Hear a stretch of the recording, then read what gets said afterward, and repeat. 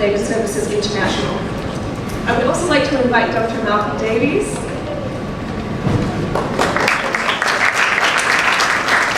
Malcolm is currently a senior analyst at the Australian Strategic Policy Institute in Canberra, focusing on Australian defence policy and force structure, as well as Chinese military modernization, air and space power. And last but not least, may I please invite Mr. Collin from as a research fellow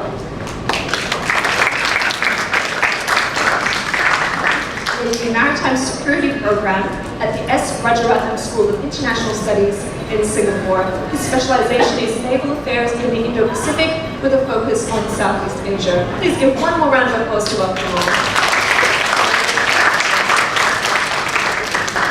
Now, ladies and gentlemen, the brief that we have to talk about today is quite serious. As Dino pointed out this morning, we're drifting along in a dangerous world.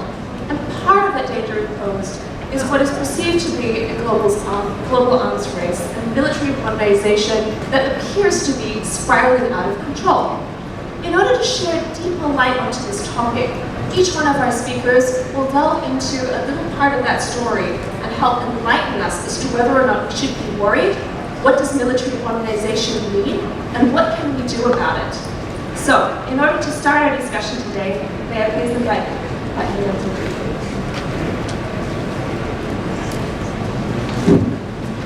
Thank you, Natalie.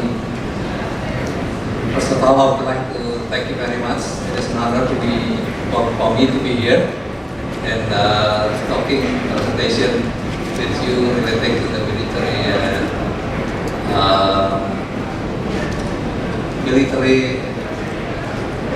global military. I was given the topic, and then I tried to prepare and then talking today relating to the how can we keep them from spiraling out of control.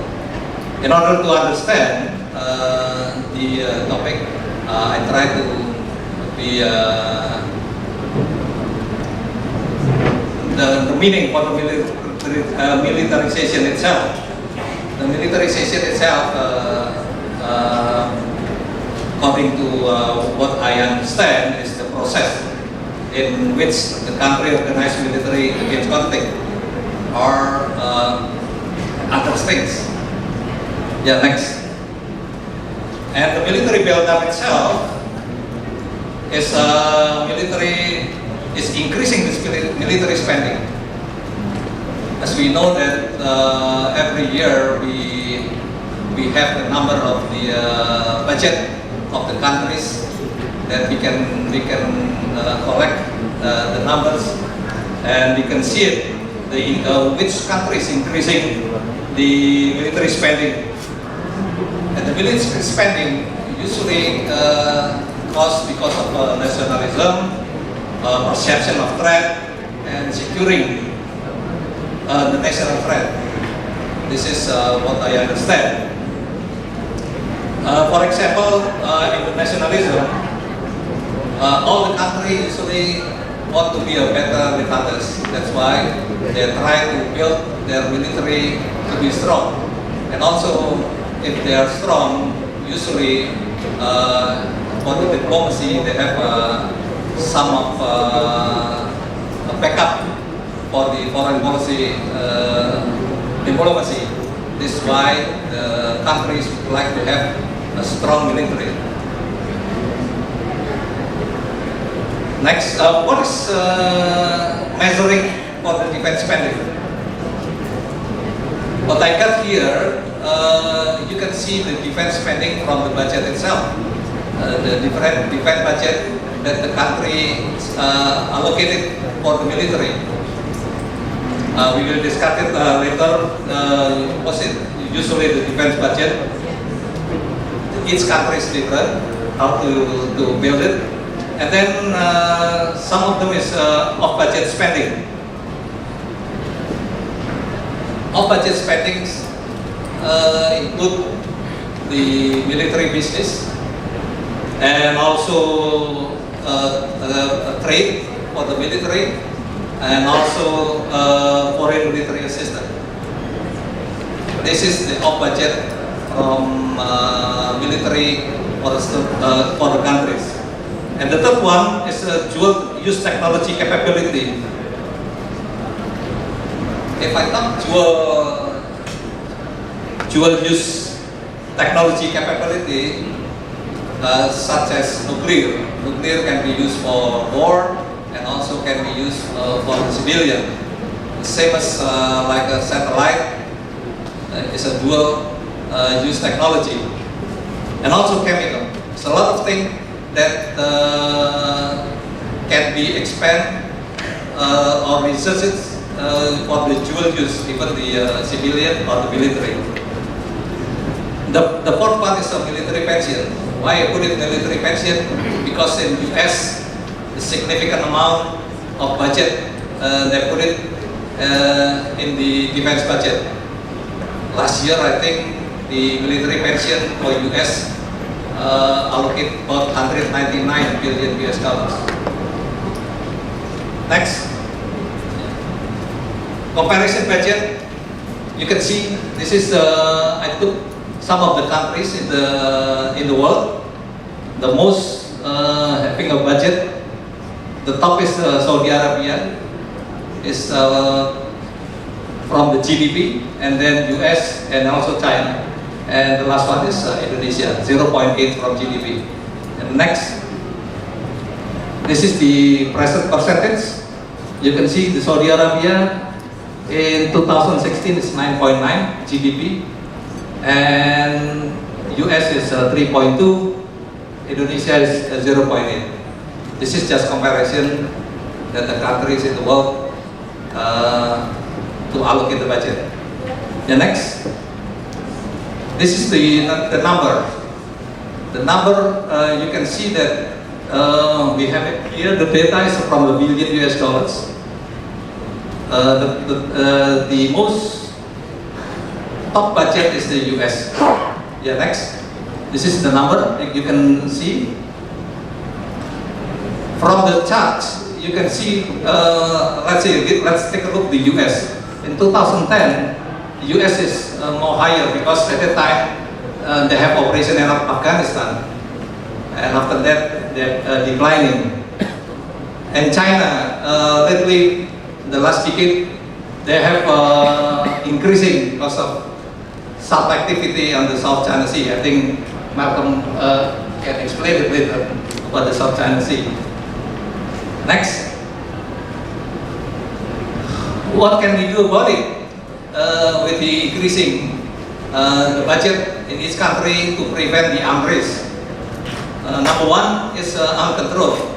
I think in the world we can see like a non-proliferation treaty for the weapon mass destruction is one of the arms control.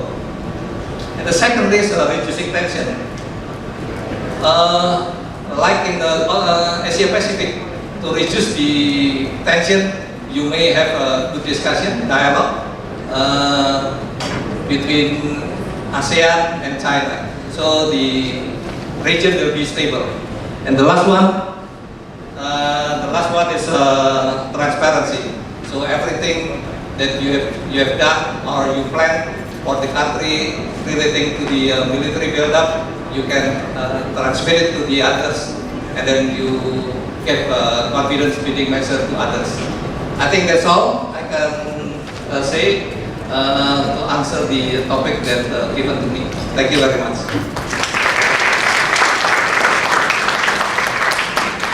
I'd like to follow Kolonel Susilo to make his remarks.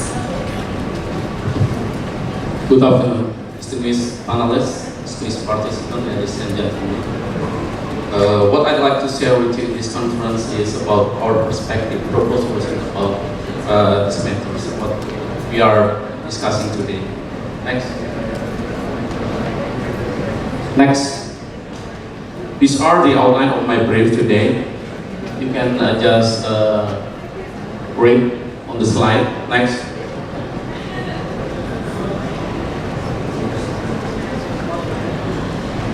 First, World Megatrend 2045. What will happen? Just look at the slide. World demography will change quickly. Global urban will be trend. international trading that will happen around the world, global monetary use everywhere, and also resource competition happen, climate change, technology development quickly move, geopolitical change, geoeconomic change. Next.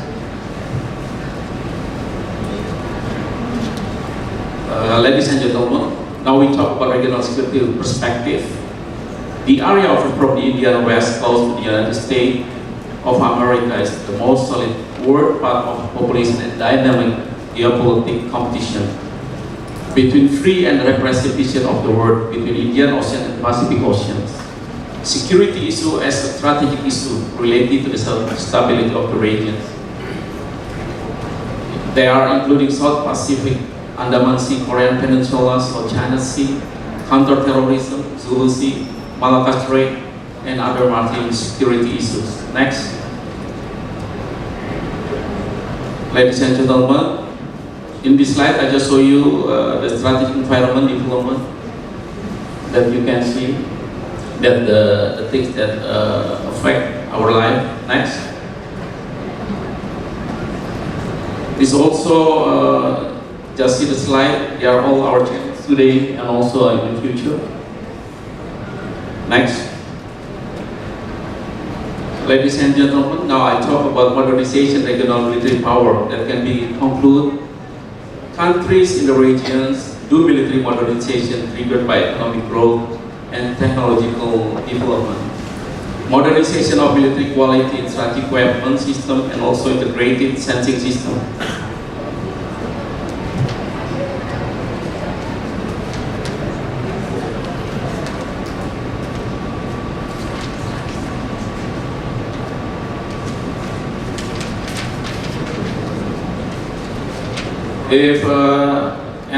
And also cyber defense system. What happened after that? There is a security dilemma. On one hand, every country try to secure and protect its countries, but on the other hand, it will make the situation getting worse if we are all here cannot manage it properly. Next, please. Ladies and gentlemen, how Indonesia stands on South China Sea dispute. Firstly, ASEAN centrality and unity is still the basis of solving this problem. We still concerned that ASEAN-based regional architecture, East Asia Summit, ASEAN Regional Forum, ASEAN Defense Ministerial Meeting, ASEAN commitment to solve problem peacefully and with mutual understanding resolutions. Secondly, Indonesia is not a climate state. Indonesia never claimed any features in the South China Sea. Indonesia dismissed any lines of water with no basis regarding UNCLOS 1982. Thirdly, Indonesia protect its interests, security, legal, and economic measures. One example, the 115 task force established in 2015 makes sure that there are no foreign investment for catch fishing, no transshipment, and no illegal, unreported, and unregulated fishing in Indonesian waters. Next, please. Indonesia in the concept of Indo-Pacific dynamic equilibrium involving all major and regional powers in building transparency, open and inclusive area architecture, global maritime fulcrum conducted, development of national marine infrastructure, defining the connectivity and security guarantee in the way with economic development and strengthening security defense. Next, please. If we just look at the slide, how the concept of Indo-Pacific is making from several countries, you can just look at that all the countries like US, Japan, India, China, France, Australia now concentrate in Indo-Pacific. Next.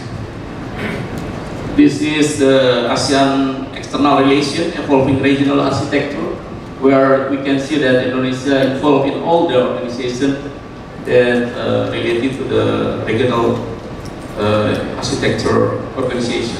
Next, please. Finally, this is the proposed solution that I recommend of this conference, still respecting the existence of other countries to create a safe, peaceful neighbors life and still pay attention to the law, the environment, and preparing future generations, respecting each other's sovereign nation by not making decisions that harm the interests of other countries. Military strength is maintained according to the need. Defense diplomacy needs to be done well for all countries so that world peace and must be maintained. Maintaining harmony between neighboring countries, respecting national borders in accordance with state, regional, and international law. Bilateral, multilateral, regional, global relations are carried out to maintain a peaceful life and provide mutual support between countries. No country can live alone. We'll continue to depend on each other. Respecting the sovereignty of other countries is imperative. In maintaining regional security, it is necessary to involve not only military components, but also other components of the nation in the resolving the root cause of problem. Build trust through strategic transparency, strengthening international cooperation by utilizing and optimizing the existing security operation structure. Next, with this, I conclude my presentation. Thank you very much.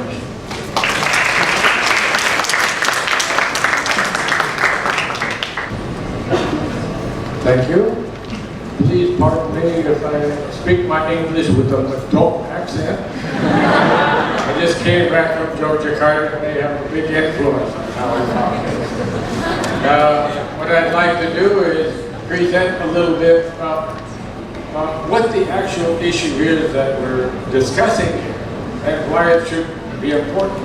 So it'll help stimulate some discussions afterwards. See if I can get it to turn. Right. Somebody has to operate this machinery. I got that.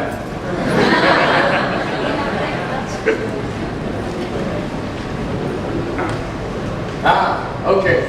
So I brought my own weapons here. Mr. Bean has to have his own. Yeah. So, oops, it's already slipped on. In 2018, if we look at the budget there, people usually assume some of the wrong things. Okay, not very good focus. You got it. I think we're cleaning that up. Anyway, you can see that the 10 countries with the largest defense budgets, including China and Russia and other countries lined up on here, still do not equal the total amount of defense budget for the U.S. The U.S. by all means over 600 billion rupiah dollars per year. So they spend a huge amount. It's a small amount of the GDP. Okay. The other is, it doesn't mean how many men are in uniform when you look at this type of screening. China is still working to try and get more technology, more equipment out in the field. In the US side, it's not the personnel that's being invested in as much as the technology and the quality of the equipment. And so in the future, of course, everybody's looking, you send robots, not people to war. So all of that has a cost. So if you look at the higher expenditure, that reflects that dependence on technology. In fact, they say because America's been fighting conflicts all over the world, the soldiers are kind of tired. They've been sent to so many different places. So there's other aspects that come in when you talk about these huge expenditures. And yes, it's something to be worried about, but also you have to analyze how much of a real threat this is to the world based on looking a little deeper here. Most of the NATO allies in America, there we go. Yes? No, okay. Most of the NATO allies have met what has been a standard of 2% of GDP per year to improve their weapon system. The U.S. still operates under a strategy that they may have to fight at least 2, possibly 3 wars at the same time. So that's why they show such a huge defense spending as well. But really, I think if they start evaluating the changes in the strategic position, that they'll understand that the Europeans can want and can do a reliable defense of their own territory. Russia also is looking to improve its forces, but economically cannot do so. So they've actually been reducing their budget every year. So not the monster that sometimes gets depicted in the news. China also, not that tremendous capable monster from the news. Okay, so next slide, please. So there's a good quote from James Madison of the U.S. It says, of all enemies to public liberty, war is perhaps the most to be dreaded. Why? Because it applies to so many other things. Debts, taxes, and also the political system that tends to be more rigid and more stricter in control of the population in times of war. So no nation can preserve its freedom in the midst of continual warfare. So that's a challenge to democratic systems if there are a series of continued war or a major war going on. So if you look at the threat from this globalization or militarization, that's an aspect that I think is very important. It was important in 1795, it's important now in 2018. Okay, I wanted to mention on the South China Sea, which of course is one of the many flashpoints around the world, and a very important one because of the strategic aspect of shipping going through this area, carrying oil from the Middle East, carrying oil from Indonesia and going to industrialized countries around the world and developing nations that are dependent on it. So if you look at it, China basically has come up with what they call a historical map. So they've traded in this vicinity. Therefore, they should have a right to a much larger territory. Also, they have taken what is empty international waters and built some islands on it. Okay? So if we look at the basis for their argument, based on the current international law of the sea, there's no basis for that. So it's important to remember that their claim is weak by international law. Okay, in the U.S. Secretary Mattis has already declared the U.S. is not going to be involved in the rivalries over the territory within South China Sea. What they will do, though, is enforce the right of passage, free right of passage for ships, commercial and military. So I think that's an important aspect. And China says, well, the resolution to all of that, let's just make a code of conduct. But do not use as a basis for that code of conduct any of the existing rules that over the many years that have been developed for peaceful relations among nations on the sea. Okay, next slide. Okay, an island, I just mentioned that there are several categories of what constitutes an island. If it's man-made, it is not an island. Time's up, so one more slide and I finish on that. So are the possible solutions? There's a diffusing South China Sea dispute regional blueprint put up by CSIS out of the US, and it combines the intellectual capacity of several places. And so I put that up as a reference, and you could use that in the future to do on the Congo project. Okay, that's what I have. Thank you.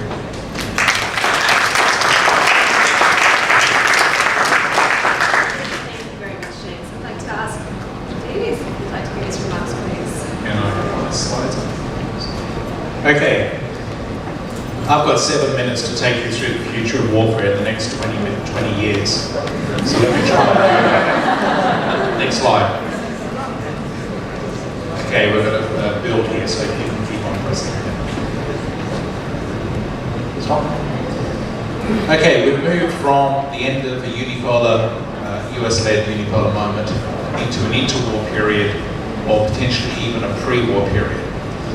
We're not in a peaceful environment anymore. We're moving into a period of intense strategic competition between the US and its allies on the one hand, and China and Russia on the other. And with the latter seeking to challenge the US strategic primacy and the international post-war rules-based order.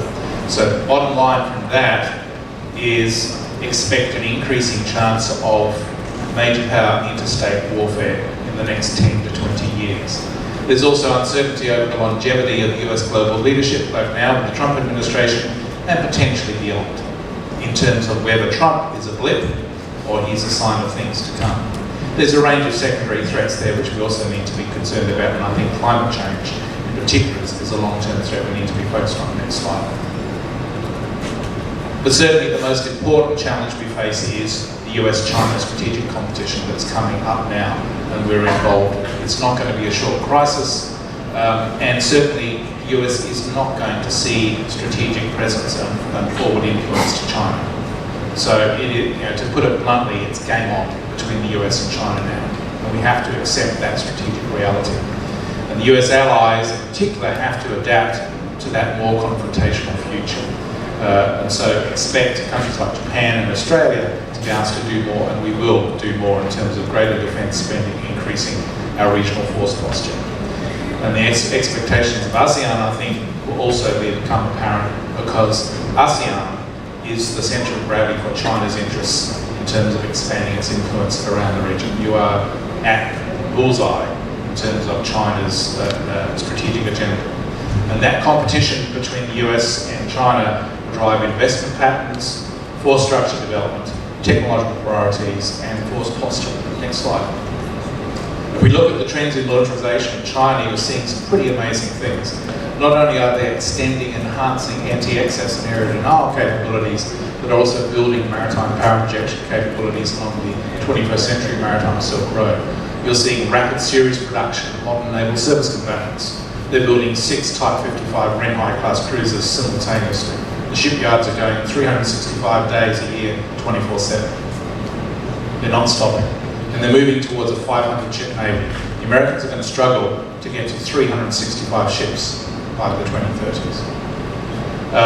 In terms of the Air Force, I'll race through these. The Chinese are building long-range offensive air combat capability that will enable them to project power well beyond the South China Sea. The most recent development being the deployment of the first type of H-16J bombers which can strike targets across northern Australia. The PLA rock forces developing advanced ballistic missile capabilities, including anti-ship ballistic missiles, and the PLA strategic support force developing counter-space capabilities. Yes, folks, they are getting ready to fight in space and attack our satellites. But the key thing I want you to think about when we're talking about the future of war is the next generation capabilities, it's the leap ahead capabilities, artificial intelligence, lethal autonomous weapon systems, hypersonics, directed energy weapons, quantum technologies. Next slide. Let's talk about two of these, artificial intelligence and lethal autonomous weapons. Chinese are very serious about artificial intelligence. They seek to dominate the world's market in terms of AI by the 2030s. So they're investing massive amounts in terms of artificial intelligence research in civilian companies, where you have Google working in China to facilitate China's rise in artificial intelligence. You'll see two types of AI, I think, on the future battle space. AI in brilliant weapons, where the weapons think for themselves, can work out how best to attack a target, and the notion of a silicon commander, which is an AI in the Joint Combat Operations Center that advises the human commander at machine speed. From a Western liberal democratic perspective, we're going through legal, ethical, and moral dilemmas about how we use AI and lethal autonomous weapons on the battle space. The Chinese and the Russians are not doing that debate, they're just weaponizing. And so it will be a case in the future of our AIs versus their AIs. Who wins? Which AI is better? Sounds a bit like Skynet. And the interesting thing there, on AI, they've called it Skynet. Seriously. So you're likely to see new approaches to warfare change how we undertake military operations in the region. Next slide.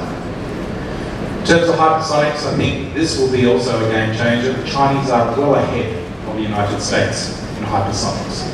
They're already on the point of deploying hypersonic weapons with the DF-17. That would be a game changer in the sense it would negate the ability of forward-based US Navy combat operation. So the question is, will that generate US and allied counter responses? Next slide. New types of weapons, so you need to adapt or be defeated. Next slide. we're facing a maximum gun moment that can fundamentally shift how wars are fought, and that could generate changes in militarization patterns across the region. Next slide. So the implications for ASEAN, there's a race towards disruptive innovation to exploit new technologies or using existing technologies in a new way such that an opponent is locked out.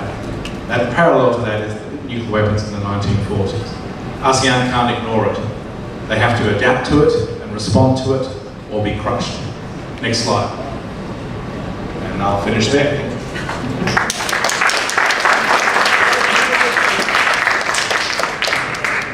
And finally, I'd like to invite Collin to give his remarks as well.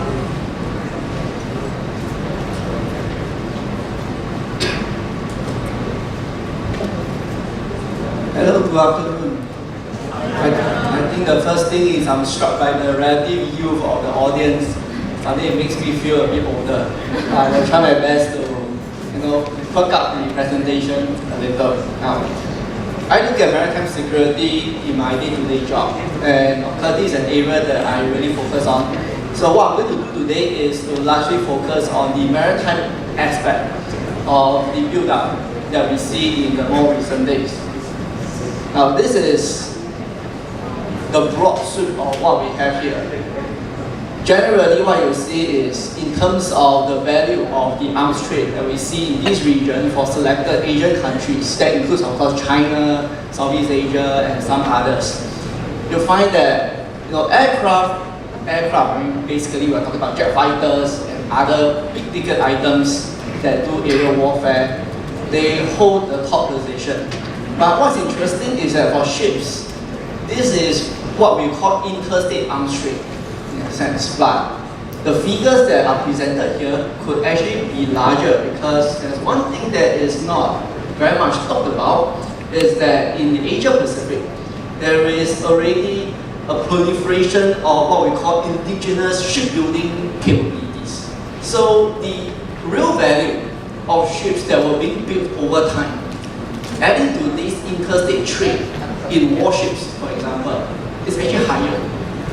And that should be the main focus of our presentation. But of course, I acknowledge Dr. Davis' presentation about emerging technologies. And this is not taking into account the inflation that we see over time. I think what we need to point out is that if you look at the media reports, there's always all the very alarmist type of reports saying, naval build-up. Generally, overall, the PLA Navy is a shrinking fleet in that sense. Shrinking meaning that a good part of the coastal and patrol combatant fleets were being decommissioned. They were very small vessels, patrol craft, patrol vessels, attack craft, torpedo boats, around less than 600 tons. They were gradually being replaced by fewer numbers but bigger ships.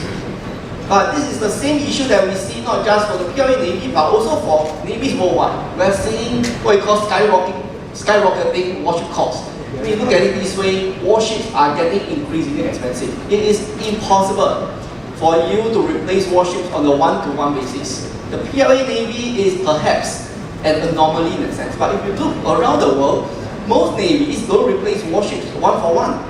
You're talking about replacing 3 warships with just 1 new warships. The good thing is that one new warship is larger and they tend to be more advanced and they tend to have more multifunctional capabilities. Now, but then again, if you look at it this way, missiles is a very different thing. You have warships that will cost you multi-million US dollars, but if you're talking about missile systems, this is what we call asymmetric countermeasures. This is what many countries they used to have. And this creates what we call an asymmetric situation. You have a very expensive warship out there, but all you need is to have a very inexpensive missile system to put it out of action. This is the situation that we see here. These days, warships are what we call one-hit ships. And the most important thing is you need to have a first shot premium. The one who shoots first will get to win the modern naval warfare. But this is perhaps not the most important thing that we need to look at.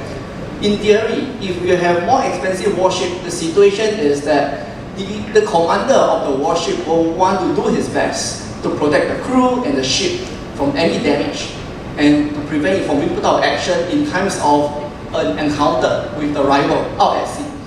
And this creates a time pressure situation where there is an incentive to shoot first. And these days, there are some telltale signs that were so murky that it doesn't give you the most clear-cut warning as to whether the other side will shoot first or not. But it may require you to preempt you shoot first.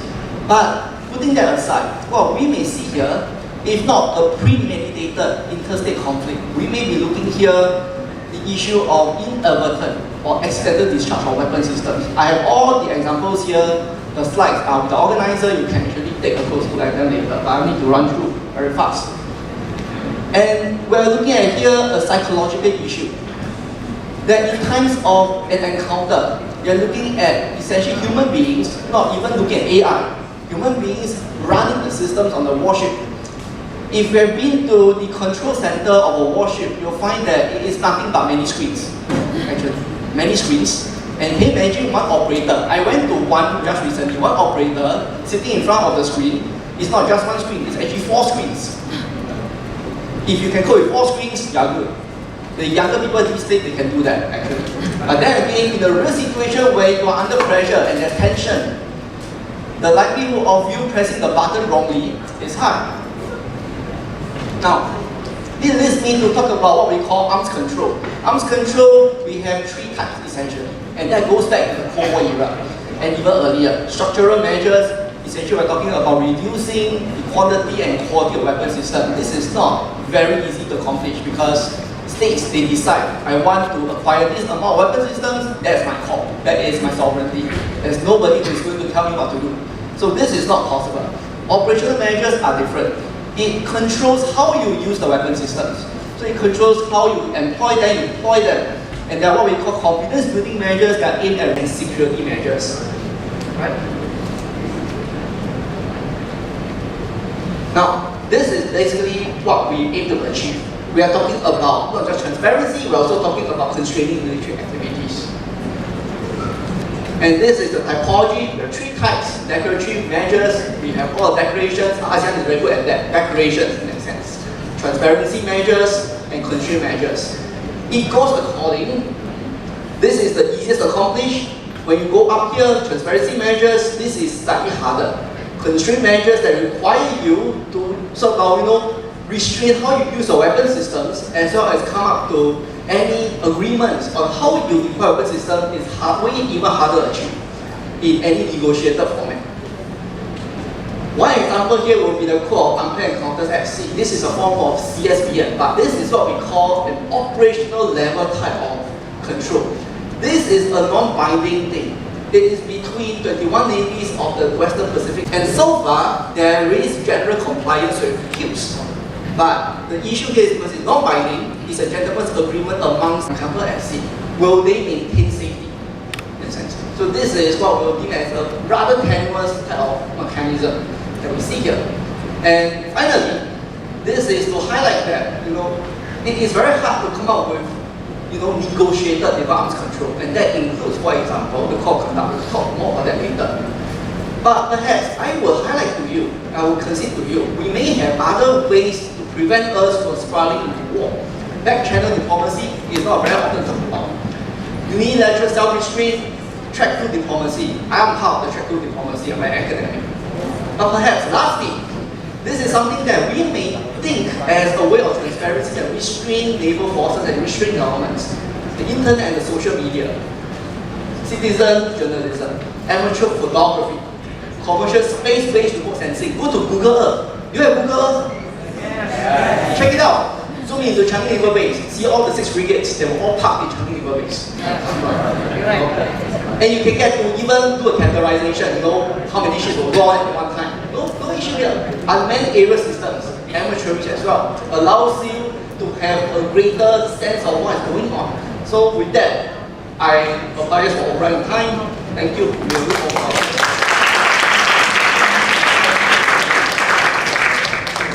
Thank you, ladies. Thank you very much, Colin. Ladies and gentlemen, I think you can all agree we have a lot to unpack and unpick with a lot of this dizzying but essential information to understand about the changing military landscape before our eyes. What I would like to start with, first of all, is I would like to ask our Indonesian speakers first to react to some of the points made by our colleagues on the other side of the room, Eris and Susilo, I would like to ask you what your reaction is from an Indonesian perspective about the bilateral arms competition between the US and China. How might that affect you? Yeah, first of all, I think our government would like to have the dynamic equilibrium over this Asia Pacific. What it means is so we can support with the negotiation to make the region stable. I remember we already discussed since 2012 relating to the code of conduct between the ASEAN and China. I think we have to be follow and negotiate this to the China to have their opinion aligned with the ASEAN country, because some of the ASEAN countries claimant of the Southeast Asia. That's what I think. From my side, I think to solve the problem in South China Sea relating to what happened between the United States and China is we concentrate to have ASEAN as the main tools to solve this. If ASEAN countries need a skill together to solve this problem, I think it will not affect the ASEAN, and then the stability and also the security in ASEAN, especially in South China Sea, will be solved through diplomacy, through diplomacy that conducted by all the countries, and also respecting other countries, the area, the system from every country is imperative. That must be also considered for this. Thank you. For those in the audience who know a little bit about Indonesia's modernization program, there was, in the previous administration, the minimum essential force, and President Jokowi at the moment, as part of his global maritime program, is looking to bolster Indonesia's maritime defense, including the Navy, Air Force, and Coast Guard. I would like to ask James and Malcolm to react perhaps to Indonesia's military modernization plans. What do you think about those plans, and what role can Indonesia also play in the global arms competition between the US and China? I missed a part of The first question, more importantly, what is your reaction to Indonesia's military modernization? What is it getting right, and what could it do more of? Sorry, I missed it. Sorry, what's your reaction to Indonesia's military modernization? Okay. If you look at the Indonesian plan, is first they've given a warning.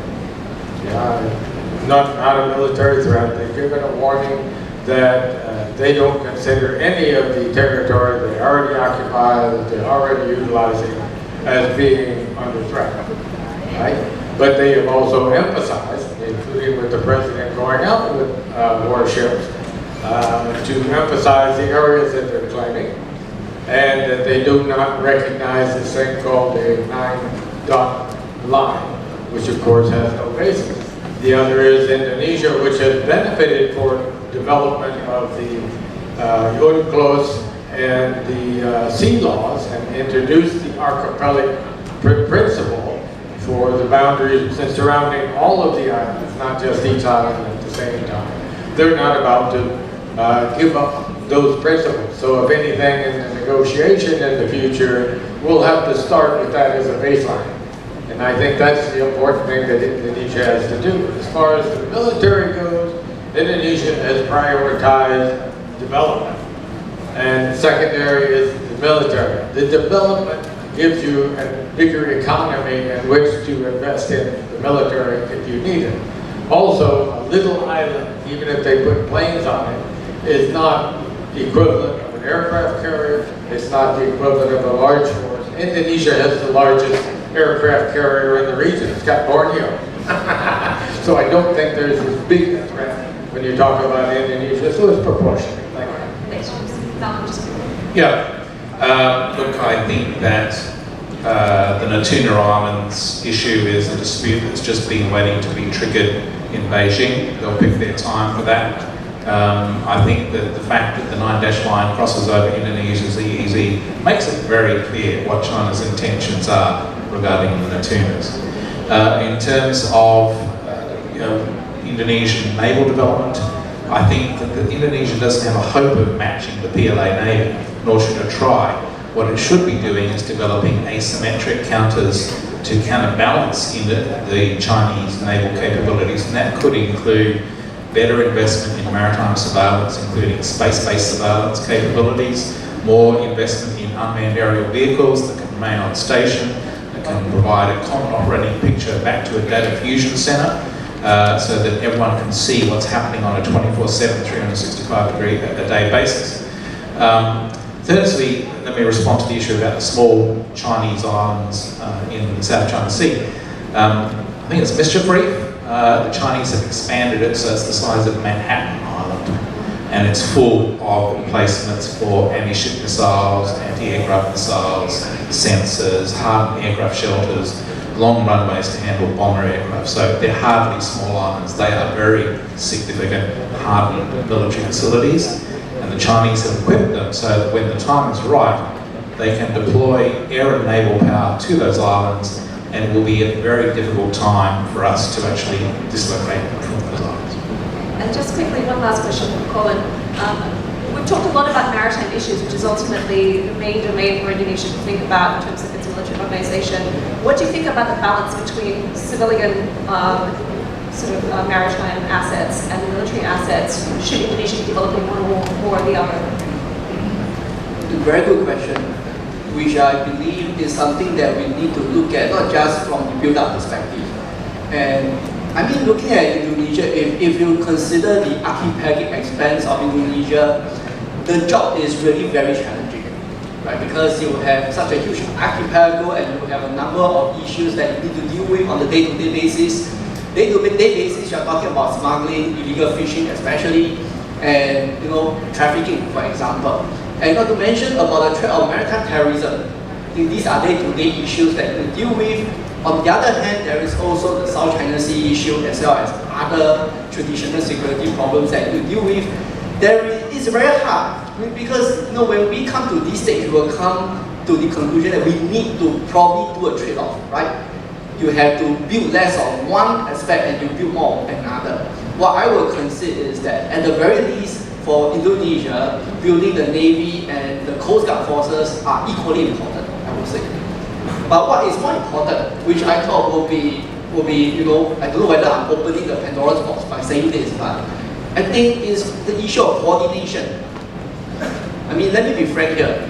How many maritime security related agencies we have in Indonesia, actually? There is one agency, but that agency is a coordinating authority, under which there are a number of other small agencies that fall under different ministries. And then you have the Navy, which is the premier maritime security institution. How are you going to ensure that the Navy and the Coast Guard will work seamlessly together? Right, I don't think we have to go there. But yes, you guys opened up a Pandora's box. Now I'm going to open a Pandora's box by asking the audience to ask questions. Unfortunately, we only have an opportunity for 2 people. For those I picked, may I please ask you to state your name and your affiliation. Please keep your questions brief, and please make it a question and not a comment. So the first 2 questions, the gentleman in the red and the gentleman with the glasses towards the front. So please, gentleman in the red. My name is Doktrin. I'm the defense IT consultant. I agree with my friend from the Singapore. The Google, like the intelligence, like if you download Google, bottom with Google, we can ask, where do you know? I think from the forum, this forum, we can making agreement about the security big data. And like my team developed IKDP, integration big data into Malaysia, we have done. But Indonesia, I think very fail. You can. Sorry, can I just ask you to make a question, please? My question: how to from the forum we can making like mentioned for the security big data. Big data? Yes, it's very, very important. And the second, I think... Just one question, I'm sorry, Bob. I'm sorry. Oh, thank you. Yes. Gentlemen, who would like to take that question of big data? The social credit system is based around big data. It's based around mass surveillance run by an AI. I think that if China extends its influence throughout the region through entities like the Belt and Road Initiative, which do have geopolitical implications, okay, you will see the expansion of that sort of social credit network into other countries. And so the risk is that big data would then be run by the Chinese, and they would have access to all of that. So I think there's a real interest for countries like Indonesia and other ASEAN countries to prevent China from accessing and running their critical information infrastructures, including their big data networks. Thanks, Malcolm. And the gentleman, two seats in. My name is Marsdya. I'm from UIN Jakarta. I want to ask a question about autonomous weapon, especially with U.S. third of strategies, which is one of strategies in third of strategy US that's a more developed learning machine or autonomous weapon. I mean, how US prevented autonomous weapon become lethal autonomous weapon, and how government of Indonesia to respond autonomous weapon then? Thank you. Gentlemen, I might pass it to Malcolm unless anyone else wants to talk about autonomous weapons. All right, so the number of the question again? How do you prevent autonomous weapons becoming lethal autonomous weapons, and what might Indonesia do to respond? Okay, there's two terms here, in the loop and on the loop, okay? From a Western perspective, we are very much in the loop at the moment, whereby we have positive control over autonomous weapons platforms like Reaper, for example. We don't let them make their own choices. On the loop is a stage removed from that, and I think this is where China and Russia are heading. They are developing autonomous weapon systems whereby the weapon systems themselves make decisions on when to release the weapon, given broad guidance from the human controlling authority. So from a Western perspective, as a Western liberal democracy, we have certain values, including ethical and moral and legal values, that we have to observe, and that's precluding us from going on the loop. Authoritarian states like China and Russia don't answer to anyone, okay, so they can do what they like. And you've seen that, for example, in Syria, where the Russians can launch indiscriminate airstrikes against civilian territory. We can't do that. Same applies with lethal autonomous weapons. We can't use those types of capabilities. We have to work through that debate in terms of legal, ethical and moral grounds. And so our adversaries have an advantage. And ladies and gentlemen, before we break up, I would like to invite Mr. Herryanto from the National Resilience Institute, who's currently the director of the political department, to make some final remarks before we wrap up.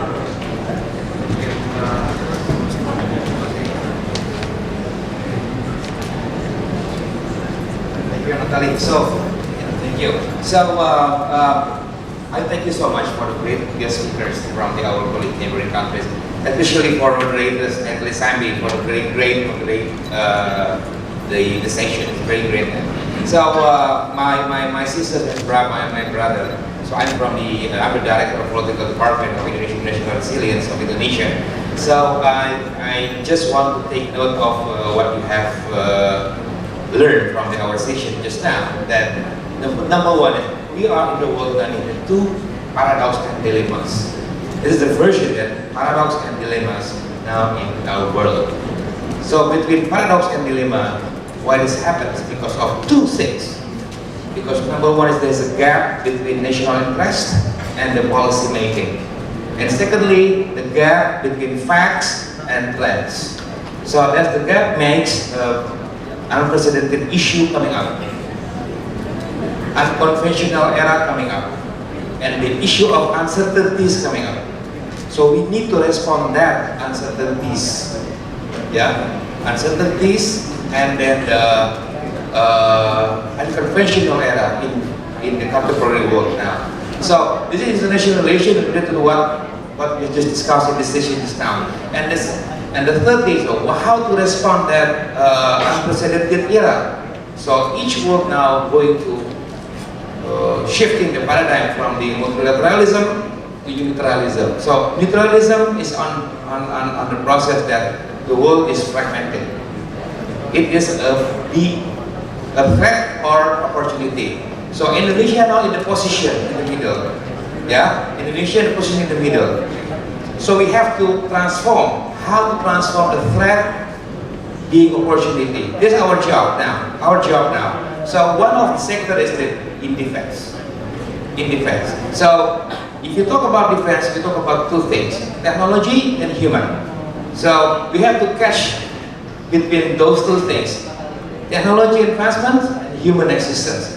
Both should be in balance. So adik-adik semua from university, so I hope you have to study very hard and be analytical, be sensitive to the environment, especially external environment affecting to our Indonesian existence. So I think this is very great session for today. So I hope is there any some follow-up to ask about policy, what will be the development of the issues? I think Lemhanas, my office is open later 4.5 hours for you just to discuss about it. I think once again, so give applause to our guest speaker and our moderator, Natalie Sambhi. So thank you so much. Thank you so much. It's very great.